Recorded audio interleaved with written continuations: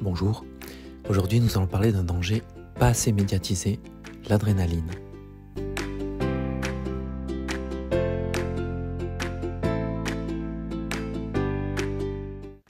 Vous connaissez sans doute tous l'hypothèse du fight or flight, combattre ou fuir, et l'hypothèse que notre corps est un peu en mode freeze, c'est-à-dire en hibernation, en mode choqué, stupéfait, qui ne peut ni choisir entre le combat et la fuite et qui est bloqué dans une boucle, dans un bug, qui fait que la micro-inflammation ou l'inflammation à bas bruit permanente, eh bien le corps n'arrive pas à s'en dégager. Le corps est en mode survie. C'est comme si l'amygdale dans le cerveau avait reçu un signal de poison, de danger imminent, sauf que ce signal de danger n'est jamais parti. Nous sommes en état de fatigue extrême, intense, sans pouvoir s'en dégager. Enfin, sans pouvoir s'en dégager. On peut parfois trouver une fausse énergie. Et c'est l'adrénaline. On peut, au bout d'un moment, quand on s'est reposé plusieurs heures, plusieurs jours, plusieurs mois, se dire « Allez, maintenant, je peux sortir, je peux faire des choses », ou même physiologiquement, en fait, sentir qu'il y a quelque chose en nous qui semble ressembler à de l'énergie. Et ça, c'est très dur à faire la part des choses. Ça peut ressembler à de l'énergie, mais ça peut être de la fausse énergie. Ça peut être une émotion liée à l'énervement, à la colère, à la frustration. Ça peut être une excitation. Cela peut être tout simplement quelque chose que l'on a mangé qui va nous donner une sensation d'un peu plus de dopamine, par exemple un carré de chocolat. Et en fait, suite à ça, suite à ce sentiment et cette sensation en fait d'avoir de l'énergie, on va se pousser. On va se dire, allez, c'est parti, je fais ça, je fais ci. Et en fait, on utilise consciemment ou inconsciemment l'adrénaline pour pouvoir faire des choses que l'on n'était pas capable de faire. Attention, je vous dis tout de suite que c'est une idée très mauvaise. L'adrénaline est incroyable. Elle permet de faire passer quelqu'un en état de fin de vie à quelqu'un capable de tout, d'à peu près tout, de faire tout. Ou en tout cas, beaucoup. Néanmoins, pour quelques minutes ou quelques heures seulement. Ensuite se passe un état, une phase de latence dans lequel on sent bien qu'il y a quelque chose qui n'est pas comme avant, une sorte de flottaison. Et ensuite, cela peut se produire 24, 48 heures, 72 heures après, parfois pour certains 2 semaines. Eh bien, on retrouve un état de fatigue chronique qui est pire. Donc, ce faux médicament, ce faux ami, il faut absolument le reconnaître et il faut absolument éviter de l'utiliser. En effet, l'adrénaline, c'est une dose de secours et il ne faut l'utiliser que comme telle. Comment savoir si on utilise l'adrénaline ou pas ? C'est capital, vous l'avez compris, de le savoir pour ne pas s'aggraver. L'exemple le plus facile, c'est la marche et la comparaison entre la marche dans notre appartement, dans notre maison et la marche à l'extérieur.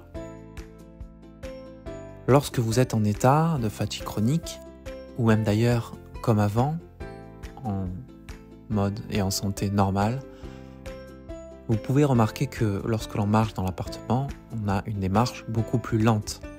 Mais la cinétique des pas, la morphocinétique de l'allure de la marche est également totalement différente.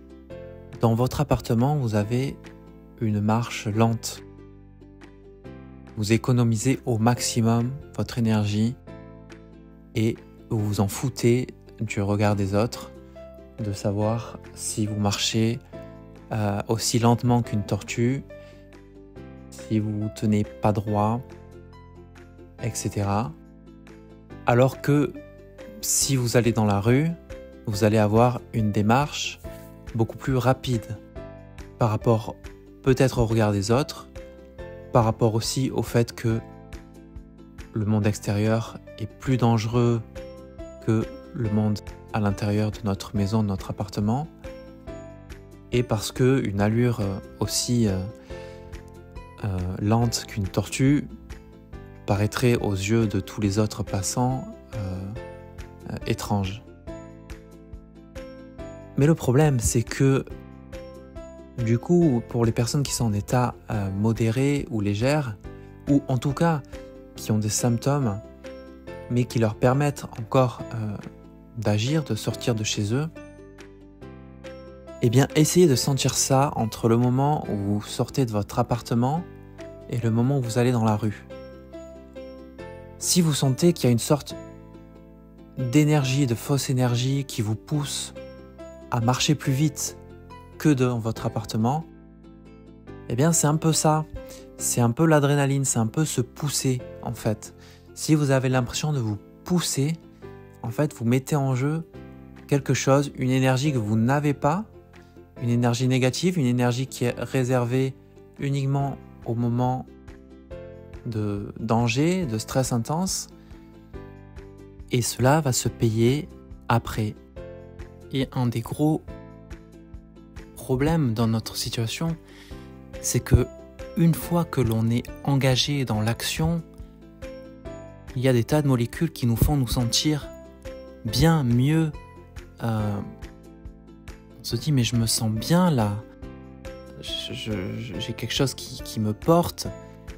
Et en fait, cette association d'adrénaline pour déclencher le mouvement, le fait d'être dans l'action alors que l'on n'avait pas été dans l'action depuis très longtemps, eh bien donne une sensation qu'on a des ailes, que en fait on peut sortir de cette condition, peut-être que c'est possible. Mais si on l'a fait par le biais de l'adrénaline, si l'on l'a fait parce que on s'est poussé, eh bien ça va être contre-productif au possible. C'est pourquoi il faut absolument essayer de réfléchir avant chaque action importante. Si on se pousse,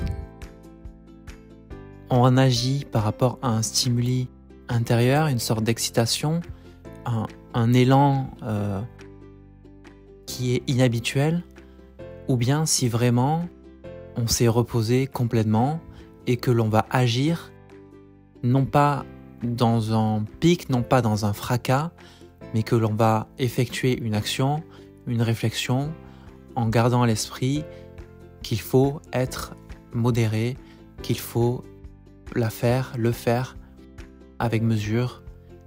Et à ce moment-là, on peut éviter de s'aggraver. Pour conclure, je vous mets un lien d'un article qui a été traduit en français qui parle de l'adrénaline. J'ai voulu faire cette vidéo pour parler de l'adrénaline parce que, comme je l'ai dit au début, il y a trop peu de médecins, trop peu de personnes, trop peu de médias, trop peu de témoignages qui parlent de cette adrénaline. Et pour moi, c'est très important car dans l'épée de Damoclès qui y a au-dessus de nous, il y a plusieurs composants. Vous l'avez compris, il y a l'effort mental trop important, il y a l'effort physique trop important, il y a également des médicaments, des compléments alimentaires qui peuvent faire cracher le corps. Mais un élément très important, c'est l'adrénaline, celui qui va déclencher le mouvement alors que le corps n'en est pas capable, parce que précisément vous êtes toujours dans le crash de la dernière fois votre corps n'est pas assez reposé et vous n'êtes pas guéri. Donc, votre travail consiste maintenant à essayer de repérer cet état et de ne faire rien, de ne faire aucune action avec cette adrénaline qui peut ressembler, comme je vous l'ai dit, à de la peur, du stress, de l'excitation, le tout entremêlé, même de la joie, de la joie intense. Et donc tout ça, en fait, il faut le décrypter pour s'assurer de pouvoir agir dans notre enveloppe énergétique actuelle sans la dépasser. Voilà, eh bien, je vous remercie de m'avoir écouté, de m'avoir suivi. Je souhaite que vous alliez mieux, je vous souhaite bon courage, soyez bienveillants avec vous-même et prenez soin de vous.